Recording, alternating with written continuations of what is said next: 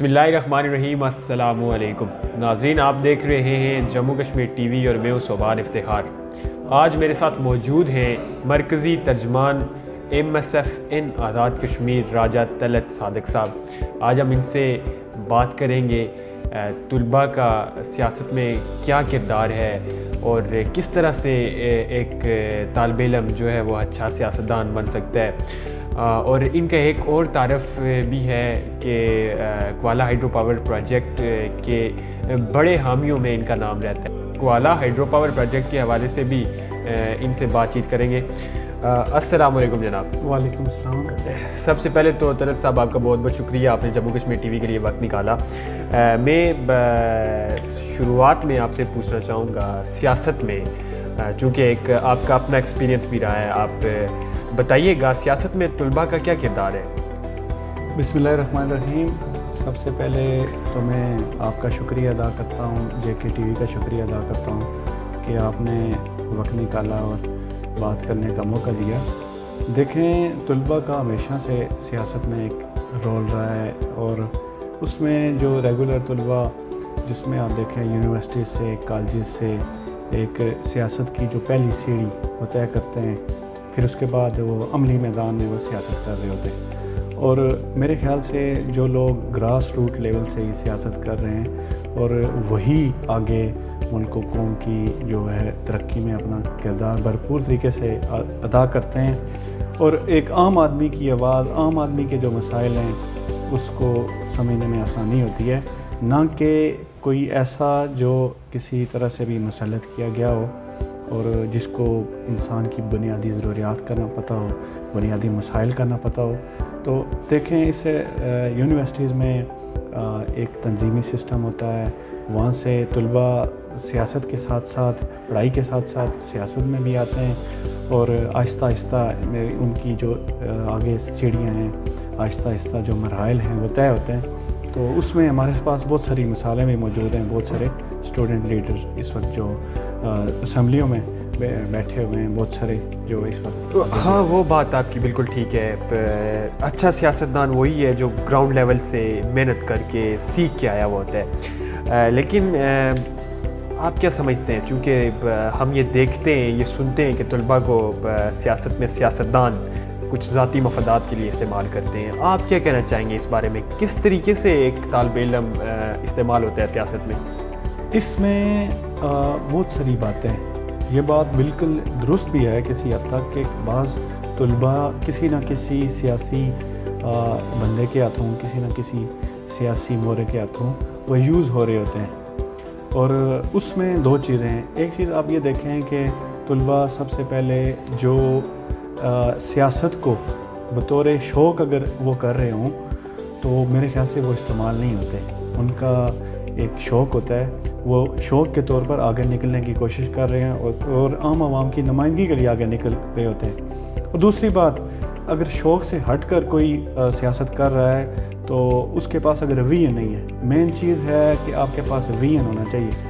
इस वक्त जो मैं आपको बताऊं कि यूनिवर्सिटीज़ में मुख्तलिफ़ तुलबा तंजीमें काम कर रही हैं। तो क्या आप ये कहना चाहेंगे कि एक तालिब इल्म जो सियासत करना चाहता है उसे एक प्रॉपर गाइडलाइन या एक तंजीमी स्ट्रक्चर की ज़रूरत होती है? मैं इसी बात की तरफ आता हूँ कि जो भी तालिब इल्म जो भी सियासत करना चाहता है वो सबसे पहले तुलबा तंजीमों को ज्वाइन करे, सबसे पहले तुलबा के हकूक़ की जंग लड़े, उनके बुनियादी जो हकूक़ हैं, जो यूनिवर्सिटीज़ के अंदर, जो कॉलेज के अंदर उनके जो बुनियादी मसाइल हैं, उसमें आप देखें कि वो मसाइल से लड़कर फिर किसी मोड़ पर पहुंच जाता है। किसी न किसी एक वक्त आता है कि एक लेवल पे पहुंच जाता है और अगर उसके पास एक विजन होता है। और हर जमात जो होती है वो ज़्यादातर आप देखें कि वो किसी न किसी नज़रिए से कारबंद होती है, किसी न किसी नज़रिए पे काम कर रहे होते हैं। अगर वो नज़रिए पे काम नहीं कर रहे हैं तो फिर मेरे ख़्याल से उस तुलबा का वक्त ज़ाया होता है। जो लोग नज़रिए की खातिर जो काम कर रहे हैं, जो सियासत को शौक़ समझ कर वो काम कर रहे हैं, वो तो तालिब इल्म किसी जगह यूज़ नहीं हो रहा है। वो किसी न किसी, उसको खुद सियासतदान ये कहता है कि आप हमारे साथ चलें, ना कि वो किसी के हाथों यूज़ हो रहा है। ये आप इसको देखें। आजकल हम देख रहे हैं एक सियासी तौर पर तुलबा का इस्तेसाल जारी है, तो क्या कुछ मसाइल हैं, क्या कुछ मुश्किलात हैं जिनका सामना तुलबा को है? देखें, جو ملک کی ریڑھ کی ہڈی اس وقت دیکھیں کہ طلباء جو کہ کسی بھی معاشرے میں ملک کی ریڑھ کی ہڈی ہوتی، مطلب جو بنیادی مسائل کا شکار ہے کہ ہم فرسٹ اسٹیپ جب اسکولز میں جب کالجز میں جاتے ہیں تو وہاں ہمارے لیے بہت سارے مسائل کھڑے ہو جاتے ہیں، پھر یونیورسٹیز میں جاتے ہیں وہاں پہ بہت سارے مسائل کھڑے ہو جاتے ہیں، تو بنیادی اتنے لامحدود مسائل ہیں کہ ان کا حل ہی نہیں ہے۔ میں آپ کو بتاؤں کہ جب ہم جاتے ہیں یونیورسٹیز میں سب سے پہلے تو فیسز کا ایشو ہوتا ہے، ہر سال 10 سے 15% اضافہ ہو جاتا ہے اور دن بدن تعلیم غریب طلباء سے دور ہو رہی ہے اور بہت مسئلہ بن چکا ہے۔ سوشل آرگنائزیشنز بہت ساری کام کر رہی ہیں، وہ ڈونیشن کر کے وہ دے رہے ہوتے ہیں، فنڈ دے رہے ہوتے ہیں، لیکن بہت بری حالت ہے، بہت سارے مسائل ہیں جو نہیں حل ہو رہے ہیں۔ اور ابھی اگر میں اس گورنمنٹ کی طرف جاؤں تو میں سمجھتا ہوں کہ اس کو بھی کچھ ٹھوس سٹیپ لینے چاہیے طلباء کے مسائل کے حوالے سے۔ ویسے بھی آپ دیکھیں تعلیم کے اوپر 5% سے زیادہ بجٹ نہیں لگ رہا ہے۔ ایک چیز اور میں آپ کو ایڈ کرتا چلوں کہ اس سے پہلے ہمارے جو قائد میاں محمد نواز شریف ہیں انہوں نے ایک پالیسی لانچ کی تھی اپنے جو اقتدار تھا 5 سالہ اقتدار یہ جو گزر چکا ہے، انہوں نے master level, M Phil level اور پی ایچ ڈی لیول کے طلباء کی جو فیس ہے وہ ریفنڈ کی ہے اور ان کو لیپ ٹاپ اسکیم اس طرح کی اسکالرشپ، جبکہ اس گورنمنٹ میں وہ نہیں ہے۔ اس طرح بہت سارے مسائل ہیں۔ وہ باتیں اپنی جگہ درست ہیں، لیکن میں یہ پوچھنا چاہوں گا، آپ کا ایک اپنا ایکسپیرینس بھی رہا ہے، آپ نے یونیورسٹی کی سیاست کی، پھر آپ مرکزی جو آپ کی باڈی ہے اس میں بھی رہے۔ مین مقصد کیا ہوتا ہے؟ کیا طلباء کا سیاست میں مطلب طلباء کس مقصد کے لیے سیاست کرتے ہیں؟ کیا وہ کسی نظریے کو ساتھ لے کے چل رہے ہوتے ہیں یا پھر اپنی فیسز اور دیگر مسائل کے حل کے لیے ایک طالب علم سیاست میں آتا ہے؟ سیاست میں آنے کی مین وجہ کیا ہوتی ہے ایک طالب علم کے لیے؟ سیاست میں آنے کی مین وجہ یہی ہوتی ہے کہ مسائل ہی ہوتے ہیں میرے خیال سے۔ ایک تو ہوتا ہے خدمت کا جذبہ، لیکن بہت لو لیول پہ خدمت کا جذبہ کسی میں ہوتا ہے، اسٹوڈنٹ لیول پہ خدمت کا جذبہ کسی کو ہوتا ہے۔ اس کو جب مسائل نظر آتے ہیں اور وہ پھر میرے خیال سے اس وقت وہ میدان عمل میں نکلتا ہے کہ میں ان کے مسائل کا حل کر سکوں۔ جب وہ اس قابل بندہ اپنے آپ کو سمجھتا ہے کہ میں میری وجہ سے مسائل حل ہو رہے ہیں، میں کہیں نہ کہیں آواز بلند کر رہا ہوں، تو وہیں سے اس کی جو سیاست کی بنیاد سٹارٹ ہو جاتی ہے۔ وہ پھر عملی میدان میں بھی اس کے علاوہ جو مطلب یونیورسٹی سے نکل کر جو آگے کی پولیٹکس ہے، جو فیلڈ کی پولیٹکس ہے، پھر وہ اس کو اپنا نظریہ بنا لیتے ہیں، ایک سوچ و فکر کے تحت طلباء آگے پھر اس پہ کام کر رہے ہوتے ہیں۔ بتائیے گا، آپ مرکزی ترجمان ہیں M S F N Azad Kashmir کے۔ M S F N Azad Kashmir نے طلباء کے لیے، اسٹوڈنٹ رائٹس کے لیے کیا کچھ کیے؟ دیکھیں، آزاد کشمیر کے اندر تو ایم ایس ایف این کا ہمیشہ سے طلباء کی جو مسائل ہیں، طلباء کے جتنے بھی مسائل میں ان کے حل کے لیے کلیدی کردار رہا ہے۔ آزاد کشمیر میں جتنے بھی میں آپ کو بتاؤں کہ جتنے بھی مسائل ہیں اس پر ہماری جو کیبنٹس ہیں، ہمارے جو صدر ہیں، باقی جتنے بھی ممبران ہیں، اپنی آواز بھرپور طریقے سے بلند کرتے ہیں۔ ہم ضرور حکومتی پارٹی کا طلباء ونگ ہیں، لیکن ہم ہیں تو طلباء برادری، ان کے ساتھ ہمارا یکجہتی، ہمارا تعاون ہر لحاظ سے ہوتا ہے۔ کہیں کوئی فیسز کا ایشو ہو، کہیں کوئی اور مسئلہ ہو، پچھلے دنوں یہ جو مسئلہ چل رہا تھا، آپ یہ دیکھیں کہ یہ آزاد کشمیر میں جب یہ دیکھیں یہ تھا نا، کرونا کے دنوں میں فیسز کا ایشو تھا اور یہ بہت سارا جو ایسے لائن آف کنٹرول کے گرد و نواح میں نیٹ کی سروس نہیں تھی، ادھر بھی 4G کی سپیڈ نہیں تھی اور پھر بھی فیسز بھی کم نہیں کی جا رہی تھی۔ یہ مسئلہ تھا، ایک بہت بڑا مسئلہ تھا، اس پر بھی ہم نے بھرپور جو ہے ان کا ساتھ دیا طلباء کا، اور ہمارا اس میں بنیادی رول رہا ہے۔ اور اس کے علاوہ تحریک آزادی کشمیر کے لیے ہم نے رول پلے کیا ہے، ہر جگہ ہمارے لوگ ہیں اپنے اپنے سیکٹرز پہ۔ آپ نے تحریک آزادی کشمیر کی بات کی تو میں پوچھنا چاہوں گا، تحریک آزادی کشمیر میں جو کشمیر کی آزادی کے لیے جو تحریک ہے، میں اسے سو کارڈ کہوں گا، اس میں ایک طالب علم کا کیا کردار ہو سکتا ہے؟ دیکھیں، بنیادی طور پر ہر طالب علم جب یونیورسٹیز میں جاتا ہے، جب وہ پڑھ رہا ہوتا ہے، تو وہ دیکھیں کہ جب اس کو نظر آئے گا کہ جب وہاں پہ اس کے کسی طالب علم کے ساتھ زیادتی ہوگی، کسی بچے کے ساتھ زیادتی ہوگی، کسی نوجوان کے ساتھ زیادتی ہوگی، تو اس کو وہ درد اپنے سینے میں تو محسوس ہوگا. تو وہ پھر میرے خیال سے تحریک آزادی کشمیر کے لیے ہر شخص جو ہے نا، نہ صرف اسٹوڈنٹس بلکہ عام عوام بھی، ہر جو شخص ہے وہ اپنے اپنے فورم پہ کسی نہ کسی لحاظ سے کام کر رہا ہے. اور طلبہ تو ویسے بھی اس میں ہمیشہ سے جو اس کے تحریک آزادی کشمیر میں ان کا بنیادی کردار رہا ہے. اور بیس کیمپ میں کوئی بھی احتجاج ہو، کوئی بھی اس طرح کا ہو، کوئی بھی سیمینار ہو، تو اس میں اپنی پارٹیسپیشن کرتے رہیں. اب میں کوالا ہائیڈرو پاور پروجیکٹ کی طرف آنا چاہوں گا. آپ نے ہر فورم پہ، ہر جگہ پہ اس کی حمایت کی. کیا وجہ ہے جس کی بنا پر آپ اتنی شدت سے حمایت کر رہے ہیں اس پروجیکٹ کی؟ کیا اس کی بنیادی وجہ کیا ہے؟ دیکھیں، اس سے پہلے آزاد کشمیر میں 2 پروجیکٹ لگے ہوئے. منگلا ڈیم جو بجلی پیدا کر رہا ہے، اس کے بعد نیلم جھیلم. ابھی 1124 میگا واٹ کا جو کوالا ہائیڈرو پاور پروجیکٹ ہے، یہ پروجیکٹ ان 2 پروجیکٹ سے تھوڑا سا اس میں ڈفرینس ہے، ان سے تھوڑا سا مختلف ہے. پہلی بات یہ کہ میں آپ کو بتاؤں کہ کوالا ہائیڈرو پروجیکٹ کی مد میں ہمارے 15 اسٹوڈنٹس جو ہیں وہ چائنا کی انجینئرنگ یونیورسٹی میں پڑھ رہے ہیں. پہلے بیچ میں 15 گئے ہیں، دوسرے بیچ میں پھر 15 گئے ہیں. اور ہر سال اسی طرح ہمارے 15 سے 20 اسٹوڈنٹ جو ہوں گے وہ اس یونیورسٹی میں الیکٹریکل انجینئرنگ ڈپارٹمنٹ میں وہ اپنے جو 4 سال ہیں وہاں گزاریں گے. تو یوں جو تقریباً ہمارے 100 کے قریب جو ہیں بچے اس سے ہمارے جو الیکٹریکل انجینئر جو آئیں گے مستفید ہوں گے. اس کے بعد دیکھیں، یہ پروجیکٹ ریاست کی خوشحالی کا ضامن ہے. اس میں جو ہماری جو محرومیاں تھیں، فرض کیا آپ دیکھیں کہ پورے پاکستان میں اس وقت پورے پاکستان میں آپ دیکھیں کہ ڈیم کا ایک بہت بڑا مسئلہ ہے، پانی اسٹوریج نہیں ہو رہی ہے. اور آپ یہ کس طرح کہہ سکتے ہیں یہ خوشحالی کا ضامن ہے؟ ایک طرف ایک دریا بچاؤ مہم کا آغاز ہو چکا ہے، جیسا کہ اب تو شاید مظفر آباد کے ہر فرد کو پتہ ہے کہ دریا کا رخ موڑنے سے کیا کچھ نقصانات ہوتے ہیں. اس کے بعد UN کے بنائے گئے قانون بھی موجود ہیں. پاکستان حکومت کے، آزاد کشمیر حکومت کے ساتھ معاہدے میں وہ چیزیں موجود نہیں ہیں جو ایک ڈیم بنانے کے لیے یا اس قسم کا پروجیکٹ لگانے کے لیے جن عوامل کا ضروری ہوتا ہے. مثلاً جھیلیں بنانا، درخت لگانا اور ڈرینیج کے لیے کوئی سسٹم بنانا، یہ ساری چیزیں اس معاہدے کا حصہ نہیں ہیں.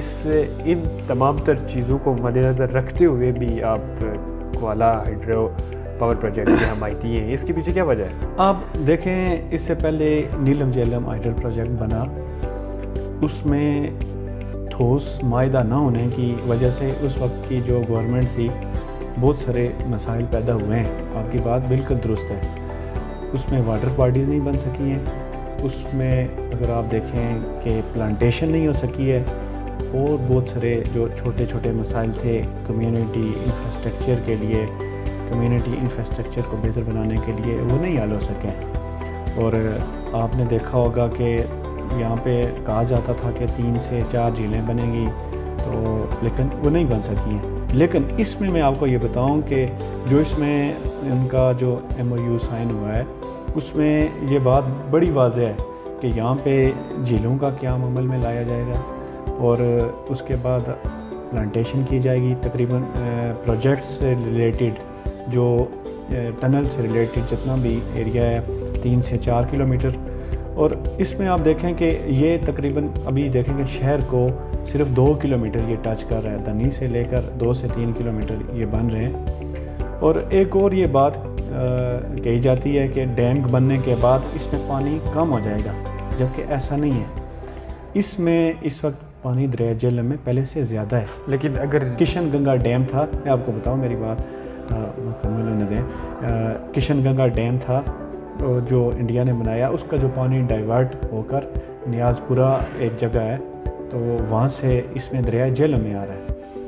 تو بانڈی پورہ، سوری نیاز پورہ نہیں ہے، بانڈی پورہ ایک جگہ ہے جہاں سے وہ سارا پانی ادھر آ رہا ہے. اب اس میں وہ اس طرح کا تسلسل پھر چلتا رہے گا، لیکن ان نے بھی رکھا ہوا ہے کہ یہاں پہ کتنا پانی چھوڑا جائے گا. اور اس کے علاوہ آپ دیکھیں کہ اس کی مد میں ہمارے جو لوکل سطح پر لوکل کمیونٹی، اس میں چلڈرن پارکس ہیں، اس میں یہ سیوریج کی ٹریٹمنٹ پلانٹ لگیں گے، اس میں ہمارے جو برائڈل پاتھ، اس طرح بہت ساری چیزیں ہیں جو میں سمجھتا ہوں کہ اس سے عام آدمی کا معیار زندگی بلند ہوگا. اس میں آپ یہ دیکھیں، دوسری بات میں آپ کو بتاؤں کہ یہاں پہ تقریباً 7,000 لوگوں نے کام کرنا ہے، جس میں سے 3,000 چائنیز ہوں گے اور 4,000 تقریباً جو لوکل کمیونٹی ہوگی. اس میں روزگار کے مواقع فراہم ہوں گے. ہمارے جتنے بھی لوگ بے روزگار ہیں، نیلم جیلم کے جانے کے بعد، جب سے نیلم جیلم کا کام بند ہوا ہے اور سرکاری سطح پر بھی نوکریاں نہیں ہیں، اگر آپ دیکھیں تو یہ ایک ایسا جو بحری بیڑا بن چکا ہے کہ یہ ڈوب رہا ہے. اور ابھی اکلاس ملازمین فارغ ہوئے، لیکن کوہالہ ہائیڈرل پاور پروجیکٹ سے عام آدمی کو روزگار ملے گا، اور اس میں 4,000 نوجوان جو ہے وہ نوکریاں کریں گے. اور میرے خیال سے یہ تو ایک بہت اچھی علامت ہے. کچھ بات آپ کی حلقے کی سیاست پہ کریں گے. ہم نے دیکھا کہ آپ راجہ مظہر قیوم، جو کہ سیاست میں ابھی نئے ہیں میں کہوں گا، ان کے آپ بڑے میں کہہ لوں کہ ایک چیف کمپینر ہیں. ٹھیک ہے، حلقے میں آپ ان کی ایک اچھی کیمپین چلا رہے ہیں. کیا وجہ ہے ایک نیا شخص ہے اور اتنی شدت سے آپ اس کا ساتھ دے رہے ہیں، اس کی حمایت کر رہے ہیں، اس کا کام کر رہے ہیں؟ اس کے پیچھے کیا وجہ ہے؟ میری ایک گزارش سنیں. بات اس طرح سے ہے کہ اگر ہم راجہ مظہر قیوم صاحب کے والد صاحب کا ذکر کریں تو راجہ عبدالقیوم خان، جنہوں نے بنیاد سے اپنی سیاست کا آغاز کیا، یہ دیکھیں وہ وقت تھا کہ جب سیاست کو عبادت سمجھ کے کیا جاتا تھا، اور اس وقت سے بنیادی گراس روٹ لیول سے آپ دیکھیں کہ انہوں نے کام کیا. اور اگر آپ حلقہ کے اندر دیکھیں کہ ان کے جو 24 سال محترم چودھری لطیف اکبر صاحب کے 24 سال اور راجہ عبدالقیوم خان صاحب کے 12 سال، اس کا آپ پہلے موازنہ کریں کہ کس کے عرصے میں کام زیادہ ہوئے ہیں. اس بنا پر وہی جو عوامی خدمت تھی، وہی جو تعمیر و ترقی کا جو سفر تھا جو راجہ عبدالقیوم خان صاحب نے شروع کیا تھا، اب اسی تعمیر و ترقی کے سفر کو لے کر راجہ مظہر قیوم صاحب میدان میں. اور اس بنا پر وہ میں سمجھتا ہوں کہ ہمیں ایک نوجوان کی ضرورت تھی کہ جو عام آدمی کے مسائل سن سکے. راجہ عبدالقیوم خان صاحب عمر کے اس حصے میں بھی کام کر رہے ہیں، لیکن وہ کام میرے خیال سے کسی نوجوان سے ہونا چاہیے تھا، کسی نوجوان سے لینا چاہیے تھا. اب وہ راجہ مظہر قیوم صاحب اس کو سر انجام دے رہے ہیں. حلقے میں اور بھی بہت سارے نوجوان سیاستدان موجود ہیں، ثاقب مجید راجہ کی صورت میں، راجہ منصور خان کی صورت میں. ایک مظہر قیوم ہی کیوں؟ آپ نے مظہر قیوم کو کیوں چنا؟ میں نے اس سیاسی عمارت کو دیکھا ہے، اس سیاسی عمل کو دیکھا ہے کہ جسے بنانے میں راجہ عبدالقیوم خان صاحب نے 50 سے 60 سال لگائے ہیں. اور اس جو انہوں نے ایک جو عمارت بنائی ہے، اسی عمارت کو دیکھتے ہوئے، اسی ان کے مقصد کو دیکھتے ہوئے وہی مقصد مظہر صاحب لے کر آگے نکلیں. اس وجہ سے میں سمجھتا ہوں کہ مظہر صاحب جو ہے نوجوانوں کے لیے، حلقہ کی عام عوام کے لیے بہتر ثابت ہو رہے ہیں. اور اس وجہ سے میں نے سمجھا. آخری کوسچن کی طرف جاؤں گا. بہت سارے ایسے نوجوان ہیں، بہت سارے ایسے اسٹوڈنٹس ہیں جو سیاست میں آنا چاہ رہے ہیں. آپ ایسے اسٹوڈنٹس کو، ایسے نوجوانوں کو کیا پیغام دینا چاہیں گے؟ بہت سارے نوجوان بالکل ایسا ہی ہے کہ سیاست میں آنا چاہ رہے ہیں، لیکن ان کو میں ایک ہی کہوں گا کہ سب سے پہلے اپنی تعلیم اور اس کے بعد سیاست کو اگر وہ شوق سمجھ کے کرتے ہیں اور کسی نظریے کی بنیاد پر وہ سیاست کرتے ہیں، کسی نظریے کو لے کر وہ چلتے ہیں، کسی سیاسی قائد کو لے کر جو ان کو ایک اس عمل سے اچھی طرح ان کو گائیڈ کرے، تو وہ ٹھیک ہے. ادروائز میرے خیال سے بہتر نہیں ہے. بہت شکریہ آپ کے وقت کا. جی ناظرین، اگر کوئی آپ میں سے سیاست میں آنا چاہتا ہے تو تعلیم کو اپنی پہلی ترجیح رکھیے گا۔ ناظرین، آپ نے ہماری گفتگو سنی، آپ نے جانا کہ طلباء کو کس قسم کے مسائل کا سامنا ہے اور جو طلباء سیاست میں آنا چاہ رہے ہیں انہیں کیا کچھ کرنا چاہیے۔ انشاءاللہ پھر کسی نئے ایپیسوڈ میں کسی نئی شخصیت کے ساتھ آپ کی خدمت میں حاضر ہوں گا۔ تب تک کے لیے دیجیے اجازت۔ اللہ حافظ۔